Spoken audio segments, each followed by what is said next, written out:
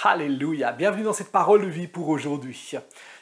Dieu est fidèle, Dieu est bon, et il a choisi de faire de nous des hommes et des femmes qui devenons, ou qui sommes toujours plus, des disciples qui grandissent en Christ et qui se multiplient.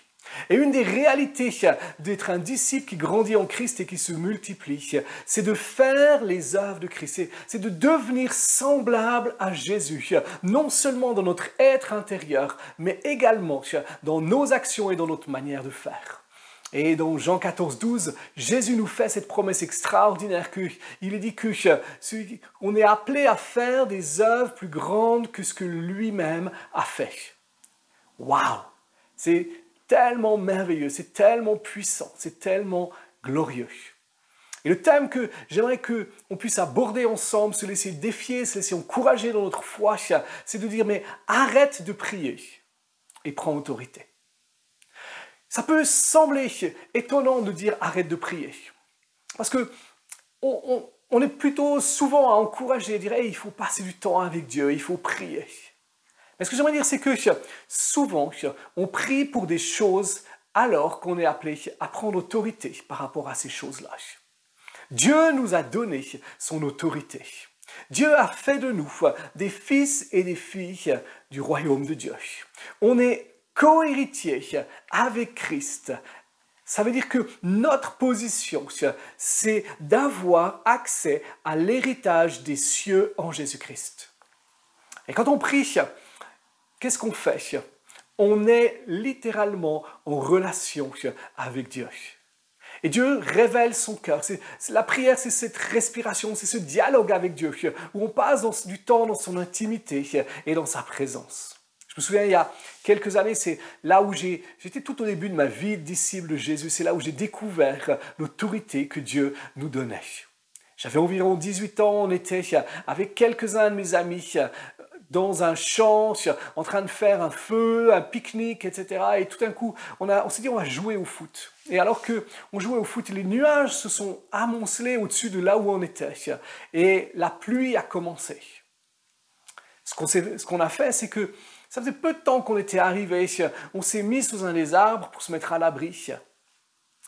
Et tout d'un coup, je ne sais plus qui a dit, mais on va prendre autorité. Parce qu'on avait lu quelques passages de la Bible où on voyait Jésus, par exemple, qui calme la tempête.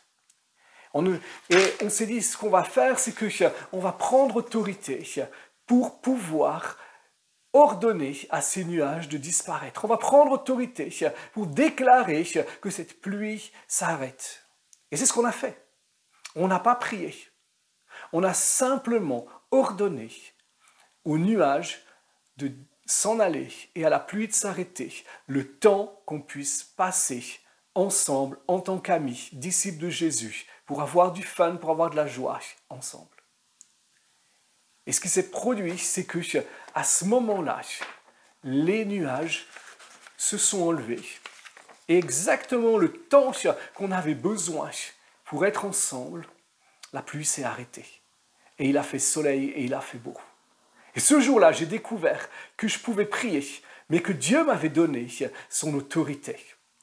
Et on a tous des situations dans nos vies, on a tous des situations dans notre quotidien où on a besoin que Dieu opère des miracles, où on a besoin de voir la puissance, de voir la gloire de Dieu se manifester. Il y a peut-être des moments aujourd'hui où tu es en train de prier pour que quelque chose se passe. Et j'aimerais te dire, Dieu ne veut pas que tu pries, Dieu désire que tu prennes autorité. Parce que c'est quand tu prends autorité que les choses vont changer. Ce n'est pas quand tu pries. On aurait pu prier en disant « Seigneur, s'il te plaît, enlève cette pluie ». Ce qui aurait été notre première réaction naturelle. Je crois que Dieu n'aurait pas enlevé la pluie. En fait, je suis convaincu que la pluie ne se serait pas arrêtée.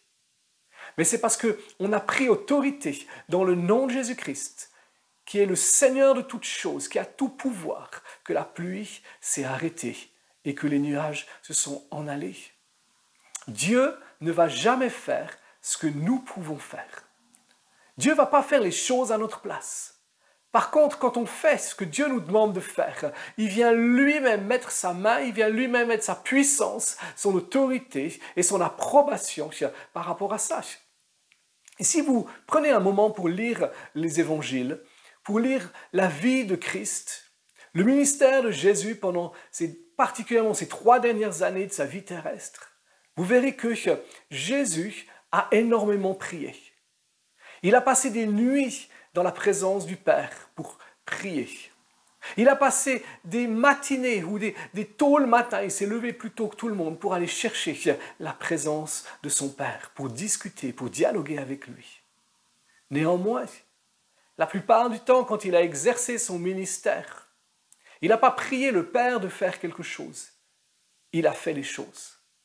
C'est lui qui a menacé la tempête, et la tempête s'est arrêtée. Il n'a pas prié le Père d'arrêter la tempête. Lorsqu'il s'est trouvé devant le tombeau de Lazare qui était mort, la seule prière qu'il a faite, c'est de pouvoir prier pour que les gens sachent qu'il était en relation avec le Père. C'était pour dire, Seigneur, je sais, Père, je sais que tu m'exauces toujours. Je ne te prie pas pour moi, mais je te prie à cause d'eux. Dans Jean 11. Mais après, quand il s'agit de ressusciter Lazare, il a simplement pris autorité. Il a ordonné à Lazare de sortir du tombeau. Quand il a chassé les démons, quand il a guéri les malades, c'est exactement la même chose qu'il a fait. Alors tu diras, ça c'était Jésus. Mais prenons les actes des apôtres. Pierre et Jean, quand ils montent au temple pour aller prier, et qu'ils voient ce paralytique à la belle porte, qu'est-ce qu'ils vont faire? Ils ne vont pas prier et dire, ah attends, on va prier Jésus, on va prier le Père pour que tu puisses être guéri. Mais ils ont pris autorité. Et ils ont dit à cet homme, on n'a pas d'argent, on n'a pas d'or, mais au nom de Jésus, lève-toi et marche. Et c'est sur la parole d'autorité, cette parole de foi, que cet homme s'est levé et qu'il a commencé à marcher. Dieu t'a donné son autorité. Dieu a fait de toi sa fille, il a fait de toi son fils, et il t'a donné son autorité sur les éléments, sur la puissance de l'ennemi, parce que tu es son enfant. Et on voit, je vais prendre 2 passages bibliques pour appuyer ces choses-là et pour établir cette réalité, pour que tu puisses voir ça. Dans Marc 11, il est dit à partir du verset 22, Jésus prit la parole et leur dit, il parle à ses disciples, il vient de maudire un figuier quelques heures avant et ce figuier est mort instantanément et les disciples sont surpris. Il leur dit, ayez la foi de Dieu.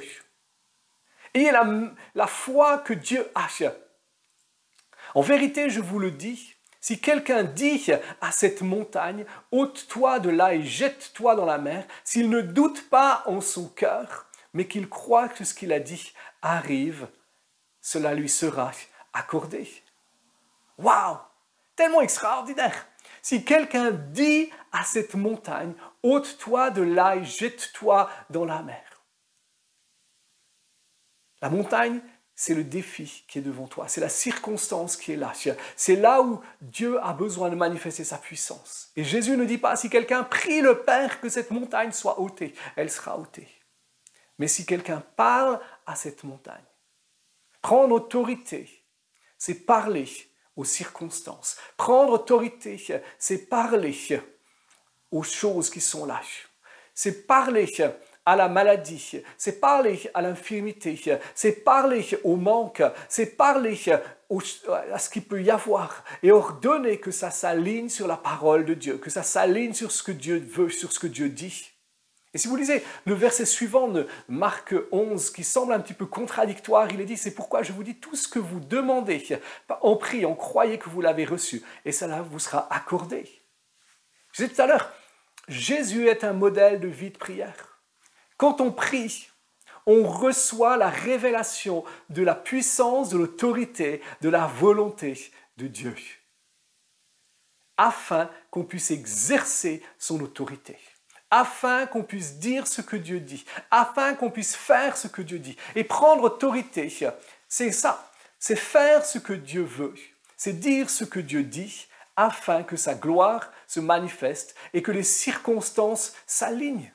Il a mis en nous cette puissance et cette autorité.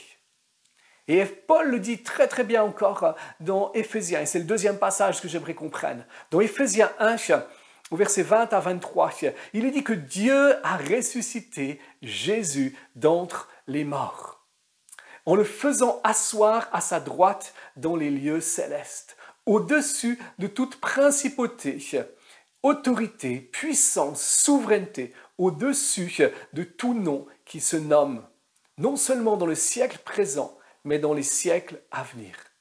Et il a tout mis sous les pieds de Jésus, et il l'a donné comme chef suprême à l'Église qui est son corps, la plénitude qui remplit tout en tous.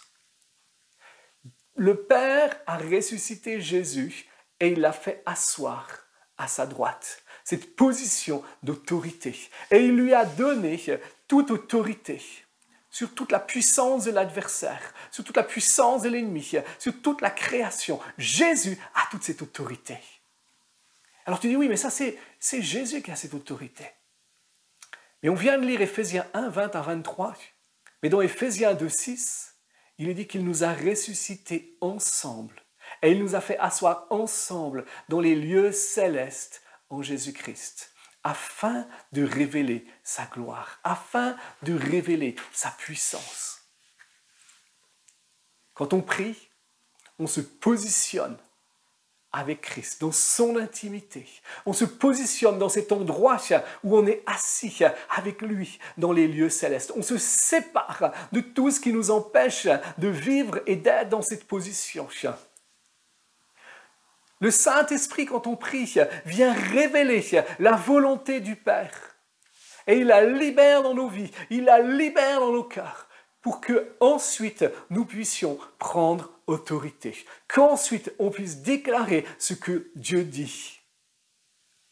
Si aujourd'hui tu es malade, si aujourd'hui tu as un défi, si aujourd'hui il y a quelque chose dans ta vie ou dans la vie des gens qui t'entourent, qui te demandent de l'aide, où Dieu a besoin de faire un miracle, ne prie pas pour que Dieu fasse quelque chose, mais prends autorité. Prends autorité sur la maladie. Ordonne à l'esprit d'infirmité, à l'esprit de maladie, de quitter ton corps, de quitter ta vie. Prends autorité sur ce qui peut retenir les circonstances qui empêchent la victoire, qui empêchent la vie, pour que la gloire de Dieu se manifeste. Et tiens ferme dans ta déclaration. Et si tu pries, la seule chose que tu vas faire, c'est de remercier le Père pour ce qu'il fait. Remercier le Père pour sa gloire. J'aimerais t'encourager à prendre un petit moment, en fait, plus qu'un petit moment, pour relire les évangiles. Et souligne chaque fois que Jésus a fait un miracle, un prodige ou un signe en prenant autorité. Et laisse le Saint-Esprit toucher ton cœur, toucher ta vie et sceller cela en toi pour que tu puisses vivre de la même manière. Dieu t'a choisi. Dieu t'a établi pour que tu portes du fruit et un fruit qui demeure. C'est Jean 15, 16 qui dit ça. Et cet établissement, c'est d'être avec lui dans les lieux célestes. Tu as son autorité. Alors n'attends plus. Commence à l'exercer. Commence à vivre comme ce fils. Commence à vivre comme cette fille qui a l'autorité de Christ. Et si tu désires en savoir plus, si tu désires découvrir davantage sur l'autorité de Christ, tu peux simplement aller à la librairie. Appelle Raimondo, appelle Josie Lénache et commande ce livre, achète ce livre, L'autorité du croyant de Kenneth Hagin. C'est un excellent livre, très simple, très pratique, qui va te permettre de découvrir davantage cette autorité et de vivre dans cette mesure. Parce que c'est quelque chose dans lequel on grandit. Tu as les bonnes choses. Dieu veut changer le monde au travers de ta vie. Il veut changer ton monde au travers de toi. C'est pour ça qu'il t'a donné son autorité. Alors, vas-y, n'attends pas. Sois béni, fortifié, encouragé. Tu es une femme de Dieu. Tu es un homme de Dieu qui a été choisi. Bye bye.